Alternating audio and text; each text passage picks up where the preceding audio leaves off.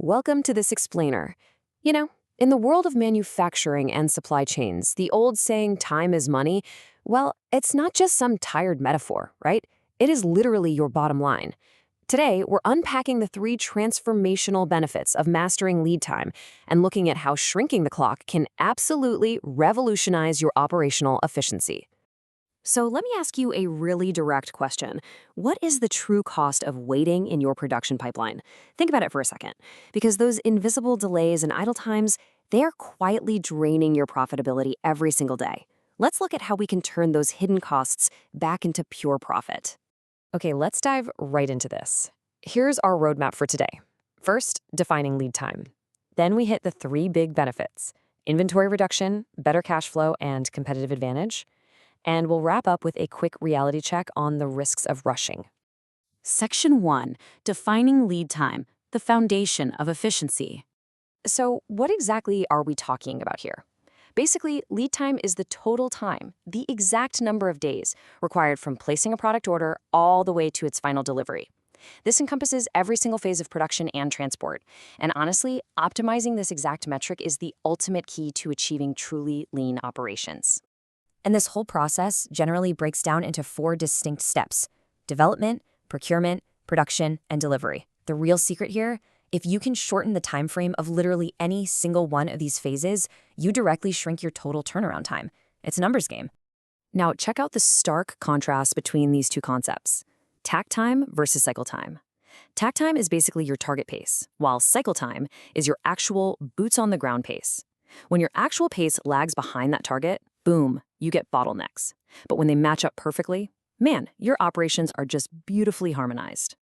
Moving on to Section 2, Benefit 1, Inventory Reduction.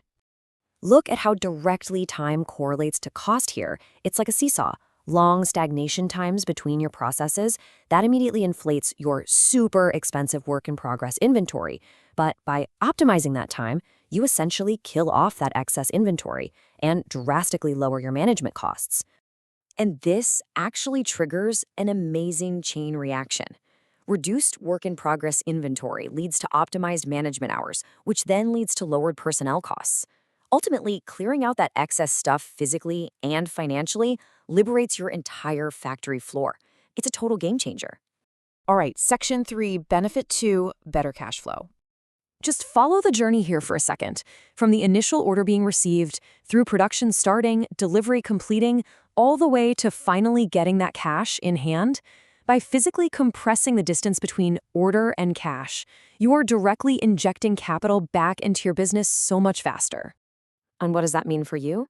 Well, faster turnarounds ensure much healthier working capital. This kind of financial agility gives you a massive advantage, because when sudden, highly lucrative demand spikes hit out of nowhere, you actually have the operational readiness to confidently look at your client and say, yes. Section 4, Benefit 3, Competitive Advantage. I really want you to keep this quote in mind.